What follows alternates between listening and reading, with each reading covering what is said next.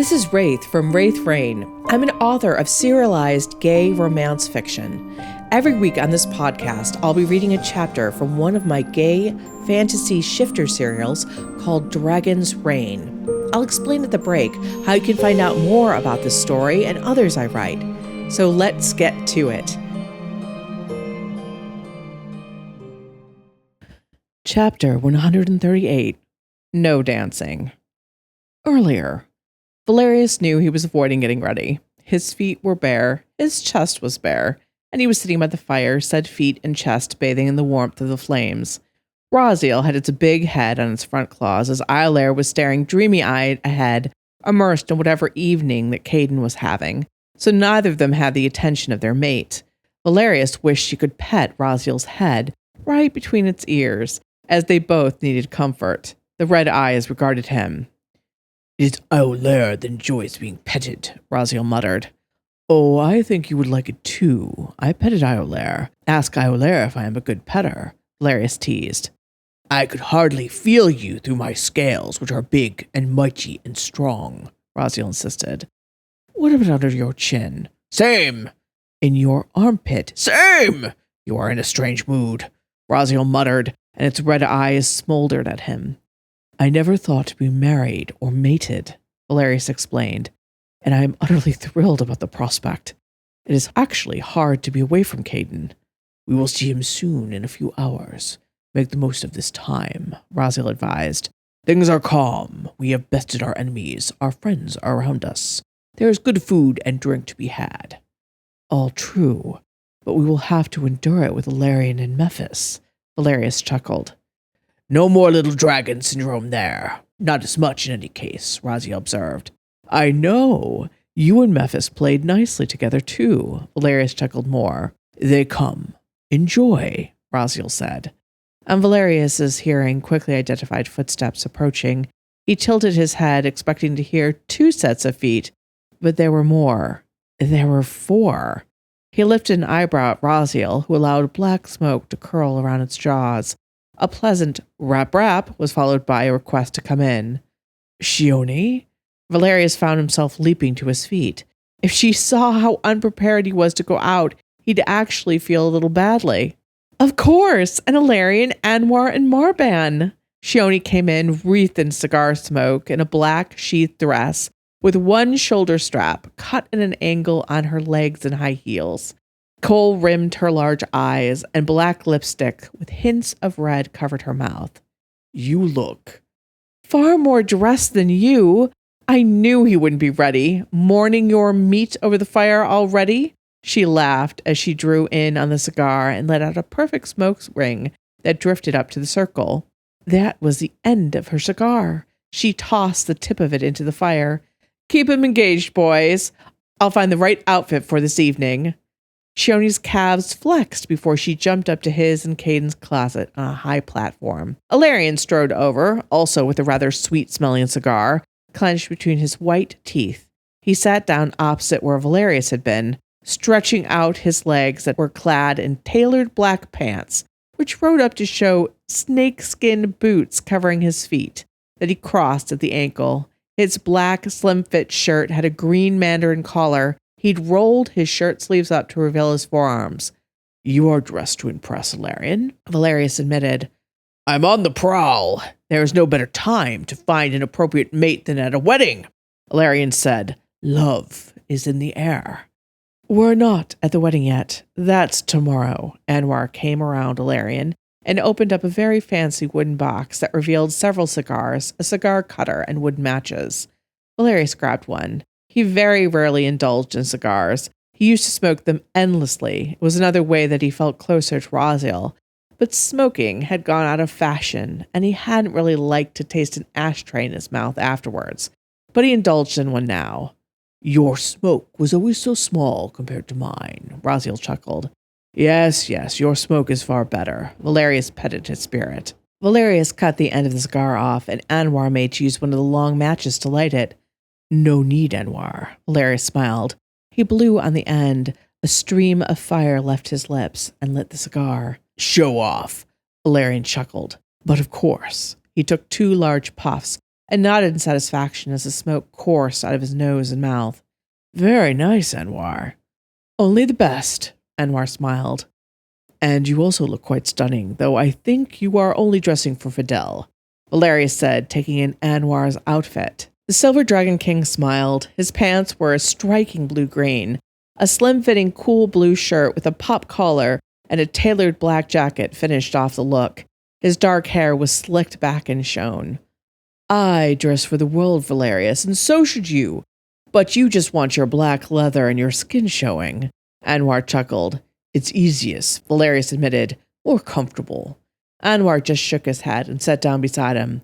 How is Fidel? Valerius asked. So well. He will be attending at least part of the wedding tomorrow, Anwar said, brightening like the sun. His strength is increasing, but even if it wasn't, he loves weddings. I'm so glad, Valerius said. Whatever he needs to be made comfortable, let me know and it will happen. Thank you, Valerius. Anwar tipped his head. You need a drink with that cigar, something to whet the appetite. Marban poured him a Remy Martin XO cognac into a balloon snifter. Even Marban was dressed up. He had on a pair of flowing black pants and a black tunic with hints of red and gold. His goatee was neatly trimmed and his hair was in a bun. Valerius took the snifter and breathed in the rich alcoholic scent of the cognac. His eyelids fluttered shut, as did Raziel's. This is a drink that smells of fire, Raziel murmured. And it burned, going down just like fire. It was delicious, with hints of orange and smoke and wood. He puffed on the cigar and drank his cognac. Maybe the night would not be a complete bust. Shioni jumped down from the upper platform. She had a shirt in one hand and boots in the other. Valerius frowned, as he had never seen that shirt before. It was black, with a brilliant red collar that extended from the second button of the shirt and then wound around his throat. There was a stylized fire design that extended from the collar down to his right arm. That must be Caden's, Shioni. Nothing of his will fit me, Larry said. It's yours. I purchased it and put it in your closet for an occasion just like this, she said with a laugh. Very sneaky, Shioni, he muttered through his smoke. Of course, now dress. I'll hold that for you. She exchanged the shirt and boots for the cigar and cognac. She drank and smoked both while he pulled on the shirt. It fit him like a glove. He slid his feet into the boots. They were old, but one of his favorite pairs. He spread his arms wide once he was dressed. Well, do I look presentable? Valerius asked. Good thing you're already getting married to Caden. He might not take you now compared to all of us, Valerian smirked. Valerius growled and narrowed his eyes, but the others just laughed. You look very handsome, Valerius, Shioni assured him. He got his cigar and cognac back. She straightened his shirt and nodded as if she approved. He sat back down now that he was Shioni approved. He hoped Caden liked the shirt. Our mate must find us strong and virile, Raziel pointed out. I see. Well, we succeeded in this, I think, Valerius chuckled.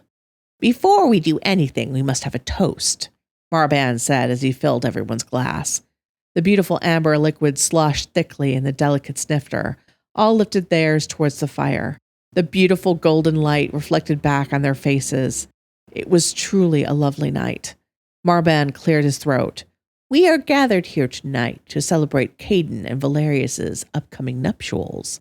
Their last night as free men, Valerian chortled. Have they been free since the giant helix appeared in the sky? Anwar added his small laugh. We did not want to be free of each other almost from the moment we met, Valerius pointed out. After Caden iced Valerius, Valerian was enjoying this way too much. My mate is strong. Tell him he is green with jealousy, Raziel grumbled. But Valerius just shook his head. Let Valerian have his jokes because they had Caden and I a lair. Now, Marban said, and gave the two dragon shifters a firm look that seemed to work. While there may be some in this life who are better off alone and who will have their wings clipped by marriage, Valerius is not one of those. Dare I say that he soars higher and burns brighter with his mate and soon-to-be husband, Caden. I think I more than dare say it. I exclaim it. Hear, hear, Anwar called out. They all clinked their glasses together and drank deeply. Thank you for your kind thoughts, Marban. Valerius inclined his head. There are so many things about this night that would not have been possible without Caden. Our new and renewed friendships. He lifted his glass to each of them. On a personal level, my life would not be as rich and happy as it is without all of you in it. Grumpy Valerius is still an adorable Valerius, Shioni said with affection as she perched on the arm of the sofa. I will still have my moments, don't you worry, especially if you have a report for me somewhere in that dress. He playfully scowled at her as she pretended to look to pull out a report. But your friendship means so much more than my simple happiness. The world is as it is because we came together. So Raziel and I thank you with everything we are. And we thank you and Raziel for agreeing to lead and doing it with grace. Shioni clicked her glass against his. Life has changed for the better, Marban admitted, and I am an old pessimist. It feels so strange, Anwar admitted. Even before I lost Fidel, I thought I was happy. But now I truly am, and realize that this past feeling was but a pale reflection of happiness. The dogs are pleased that I am less stressed, Alarian mused. We must not forget the dogs, Valerius muttered into his drinks. Do you think Tilly will take good care of them? I left her with many plushies, bones. So, what is the plan? Valerius cut Alarian off. Before we meet up with Caden. Meet, Alarian said with a grin. Meet, Valerius asked. Meet! Raziel's head jolted up. They should be ready for us, Anwar said after checking his silver and diamond watch. Where is the meet? Valerius's stomach was rumbling. This way, Shioni giggled, and lured him with a gesture to the door. But you'll have to leave your beloved bedroom to eat it. Valerius was already on his feet and heading to the door. He drained the cognac and tossed the cigar into the fire. When he looked back, everyone other than Shioni and himself was still sitting. What are you waiting for? Valerius asked. Let's get this party started. Meet! Raziel roared and filled the lair with fire. They all went out into the courtyard where an SUV was waiting for them with Ngoye driving and Simi in the front passenger seat. We just got done taking Kate and the others to their first spot. I think it is a hit, Simi enthused. Did he and Iolaire get meat too? Raziel was practically pushing on the inside of his chest. Iolaire evidently wasn't telling. I'm sure they got something wonderful, Valerius assured his hungry and aggressive spirit. Where are we going? Valerius asked. Oh, just wait, Shioni beamed at him. They were driving to a woody area just outside of the fashionable homes of High Reach. Valerius and Raziel both loved the natural aspect of it. He saw no nightclubs or fancy restaurants, so he was intrigued when he saw that there were incredibly high-end cars lining the road and people dressed to impress walking on the sidewalk. They pulled up to what was a stone arch that led into a park. But this park was no dew-laden, night-shrouded land of grass and trees. No, there were individual bonfires surrounded by incredibly cozy-looking couches laden with pillows and furs. It was very similar to his own fire pit. He blinked. Hi guys, it's Raythe, author and narrator of the gay dragon shifter fiction podcast, Raythe Reign. This story ends at 140 chapters, which means that the last episode is coming very soon. But don't worry, I am turning another of my serial stories into the next season of this podcast. And the best way to find out what it will be is to subscribe to my YouTube channel. After the last Raythe Reign episode, watch for the post-story live stream, beautiful new artwork, and trailers for the new story, and maybe even some behind-the-scenes content. I am sad to let Raythe Reign go, but very excited to bring you the next chapter, so to speak, of paranormal gay romance. Surfers dressed in gaucho pants and white shirts came to the bonfires with meat and vegetables on skewers to roast on the fires. Iced bottles of champagne, rich red wines, and crisp white wines were being served everywhere. The diners ate with their hands and licked their fingers clean of the delicious juices that ran from the just-cooked meat. When the door of the SUV was opened, Valerius was the first out as the rich, meaty smell hit his nostrils. He had to press on the center of his chest to keep Raziel from shifting them. Alarian bumped his shoulder. I figured if we got you drunk on meat, you wouldn't mind the dancing, Valerian said. I will watch you dance, Valerian. All you wish. I intend for my belly to be too full to move. Valerius grinned and jostled the Green Dragon King's back. This way, gentlemen, our table is ready, Shioni said, appearing ahead of them with a smiling server who placed glasses of champagne in their hands as they passed him by. While there may have been a few covert looks and a few glasses raised in their direction, Valerius was pleased to note that no one rushed over to them for autographs or selfies or to complain about his rule. The people were respectful, but kept their distance. How did you make this happen, Shioni? Valerius asked. She just winked at him. Definitely by magic. My magic. Tez me Kayla, Anwar greeted 3 of their dragon shifter brethren, who were already seated at a couch that curled around the fire pit. Did you know they cook fish here too, Anwar? Really good fish. I saw at another table, and I just need a little one. Kayla had a huge fish in her hands, and her lips were dripping with its juices. I see that now, Anwar laughed. Want some? She offered her fish to the Silver Dragon King. The next one, he smiled as he backed away. The minute that they sat down, the staff were already coming and setting up skewers of beef, pork, chicken, lamb, and more to cook around the fire.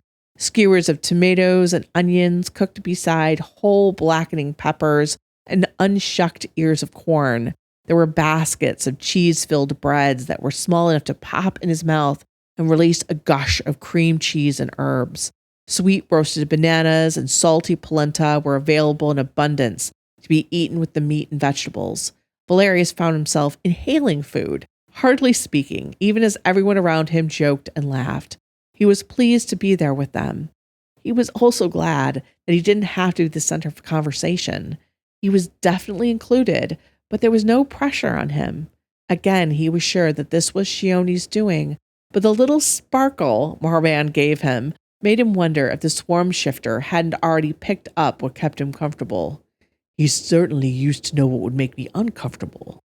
As the edge to his and Raziel's hunger was slightly taken off, May stood up and clinked her glass with a knife.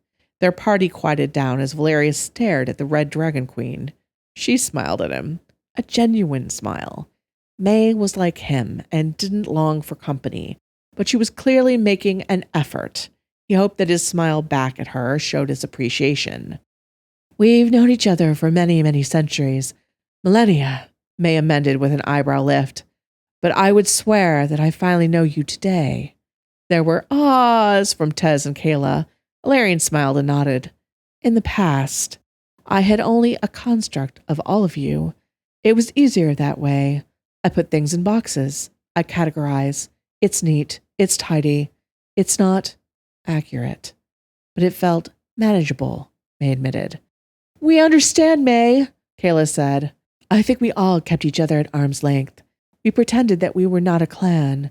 We're not a family. Every other shifter on Earth had each other, but we were unique, singular, alone, May said after a watery smile at Kayla. Valerius knew exactly what she meant. May's gaze focused on him. When news of Caden and Iolair's joining reached me, and I realized I had an excuse to come to see you, Valerius, I told myself that I did not feel relief or joy or a desire to connect. Valerius's eyes were somehow wetter than they had been. I was just coming to exploit and plan and strategize my way with this new shifter. She smiled, but there were tears coming down her face. But though I could not admit it, I knew that I was coming to see you, Valerius, and that being in your presence would make this wrongness that I had been feeling for so long go away. He wiped a tear that fell and threatened to roll down his cheeks and fall off his chin. I know I am not alone in this. And now, as we celebrate your upcoming marriage to Caden and Iolair, I find that I am not alone at all, that none of us is anymore. Your happiness is mine, and mine is yours, May told him as she lifted a glass. Valerius, you are my king, my clan, my family, and my friend. I wish you all good things in the world. The others at the table raised their glasses and added their voices to May's. Oh, why do I always have to go after someone says something fabulous? Tess whined. Really, May, you should have been last. The Red Dragon Queen merely shrugged and drained her champagne glass that was filled with more. Tess got to his feet and smiled at Valerius in his warm way that always made Valerius smile. Raziel, and you are not beautiful, Valerius. In fact, some would find you monstrous, Ted said, which had Valerian snorting his drink out his nose. What? I'm just stating facts here. Brilliant beginning, Tez, Shoni laughed. Keep going. I cannot wait to hear the rest, Valerius said, chuckling into his own drink, a rich red Syrah that had replaced his champagne. Tez looked affronted at the others, but then smiled sweetly at Valerius. But while outer beauty can help a leader lead, there must be something more inside. You must inspire loyalty and love. You must make those look to you in times of need, even if they forget you in times of plenty. For you are the backbone, the spine that everything and everyone in this world gets their strength from. You and Raziel are the King of Kings, Valerius, which Eldaron and I are so very glad of, because we cannot think of anyone more worthy. Valerius actually felt his throat tighten at those words, and he could only nod his thanks. So, I am extremely grateful that Caden and Iolaire can look past your outside and see the beauty within, Tez ended. They all snorted their drinks at this time, even as Tez blinked at them in confusion. Beautiful speech, Tez, Alarian said. Kayla then jumped to her feet, as Tez still looked suspiciously at all of them. She pushed him down onto the couch. Well, I've already invited you to fish, Valerius, so you know I like you, Kayla said with a shrug. But I guess if I had to say something more to encompass how I feel, it's that, well, if things had gone badly with the behemoth and we'd gone down, she smiled at him with warmth, I'd have been glad to do it by your side. They all lifted their glasses. Hear, hear! They went back to eating, talking, and drinking. Valerius felt a deep sense of satisfaction and contentment fill him as the night wore on. Whatever he had expected them to put together, he was so grateful that they had done this. He had a feeling that all the teasing about dancing and such was like Anwar threatening Fuchsia for the wedding clothes. Shoni looked at her phone and said, Kayla, Tez, and May, it's time to head out. You know where to go meet Caden and the others. We do, and the SUV is already out front. May was craning her neck to see. She got up gracefully, followed by Tez and Kayla. Each of them gave him a kiss or embraced him as they passed by. He watched them head out and felt a stab of sadness. It was a faint reflection of when he'd seen Caden leave the tower. He knew he'd see them soon, but still, he missed them already. It wasn't all that long before Jahara and Esme arrived. Both of them were dressed like icy angels, very much in Caden and Iolaire's colors, which pleased both him and Raziel. They settled onto the couch and gushed about how the evening with Caden and the others had gone. He was so surprised. He's dying to find out what the final place is. Esme chuckled. She turned to Valerius. You are one lucky bastard, Valerius. If you and Caden weren't meant to be together, I would take him myself. I'm glad we're fated, Esme, because I would have had a hard battle ahead of me against you, Valerius told her. Raziel was flopped on its side, happy with a belly full of meat, but it cracked a red eye at that and shook its head. Scylla was wonderful, but Iolaire and Caden were theirs, fated to be, chosen to be. More meat and vegetables were added to the fire. Ice-cold champagne was poured. Dark red wine filled glasses. Valerius found he had a whole other leg to fill with food. They all talked of the past, of their hopes, of their fears, of the future. Any plans that they could help each other with had that help seemingly being offered.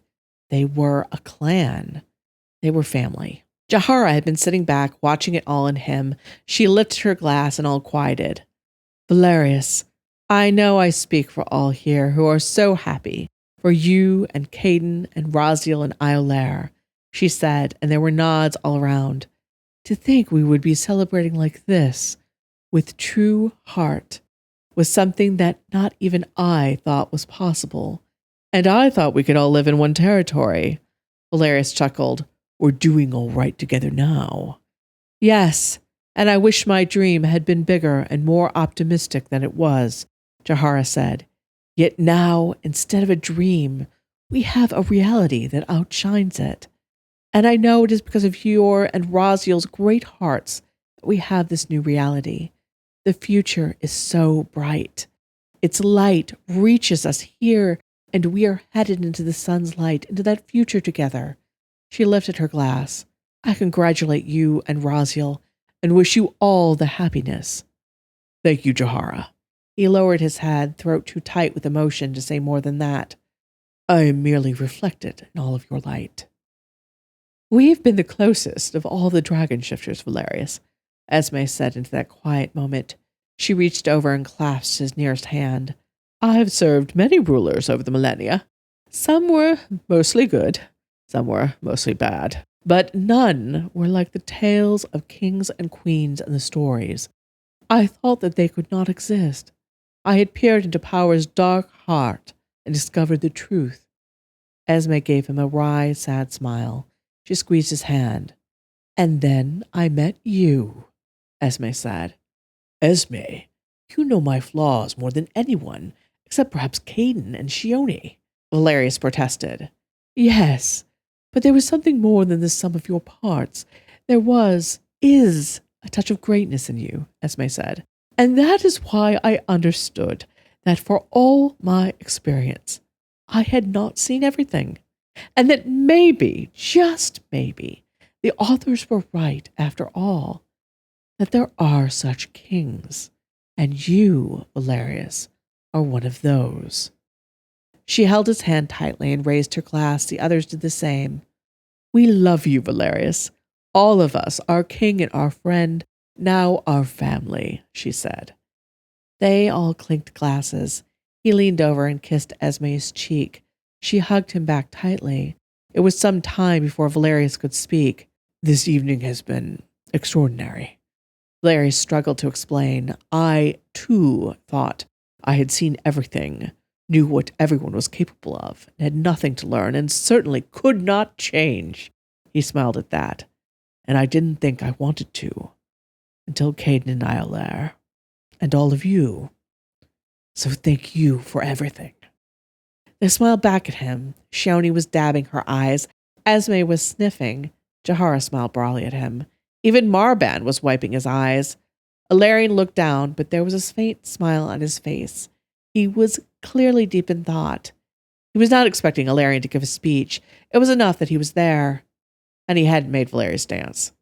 Dessert was served, s'mores, sticky marshmallow, and melted chocolate. He was covered in deliciousness. He was licking his fingers when Alarion drew near and filled his glass. He then filled his own and clicked their glasses together. Have you enjoyed your night? Alarion asked. Very much, Valerius said, feeling just a trickle of unease at the faint smile on Alarion's face.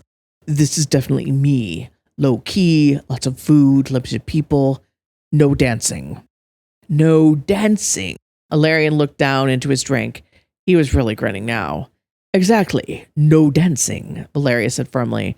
Ah. Alarion put an arm around Valerius's shoulders. His green eyes glittered with amusement. My friend, the evening is not over yet. We have yet one more place to go. Oh, no. Yes, Valerius, Alarion chuckled. Your party has not yet begun. Thank you for joining me on this episode of Dragon's Reign. It's hard to believe that it's almost over.